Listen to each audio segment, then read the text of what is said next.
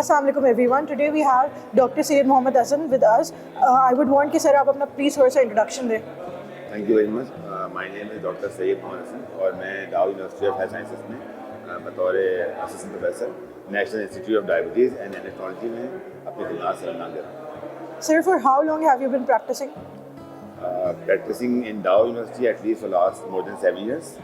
That's huge. और overall आपकी practice को कितना अर्सा हो गया? Overall can count from 1999. Okay. Since I was house officer. That's amazing. Sir, Helix Pharma ने initiative लिया है Eco Bites के नाम से, जिसमें हम paperless environment की तरफ move कर रहे हैं और digitalization की approach को जो है accept कर रहे हैं. तो आप हमें बताएं कि what do you think about this initiative?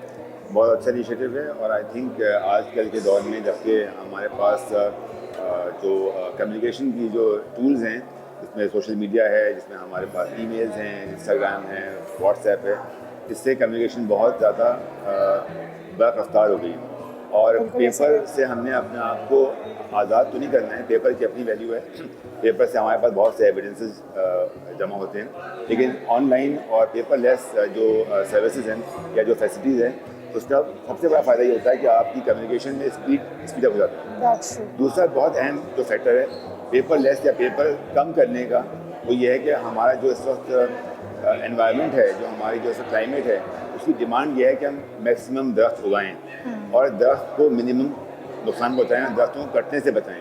जितना ज़्यादा दरख्त कटेंगे, जितना ज़्यादा पेपर की डिमांड ज़्यादा होगी, उतना ज़्यादा हमारा प्लांटेशन और हमारी फॉरेस्ट जो है वो हम लूज़ करेंगे, जिसकी वजह से एनवायरनमेंट को और क्लाइमेट को बहुत नुकसान पहुँच रहा है. That's true, sir.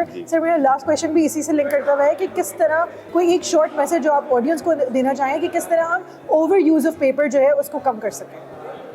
Over use of paper को कम करने का तरीका ये है कि सबसे पहले तो हम इस बात को इसकी तरगीब दें कि हम दरख्त उगाएँ.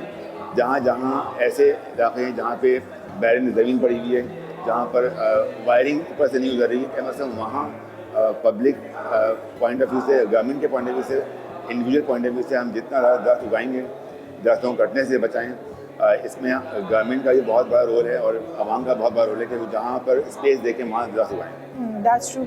Thank you so much, sir. आपने बहुत ज़बरदस्त इंसाइट दी है. Thank you so much for having me. Thank you.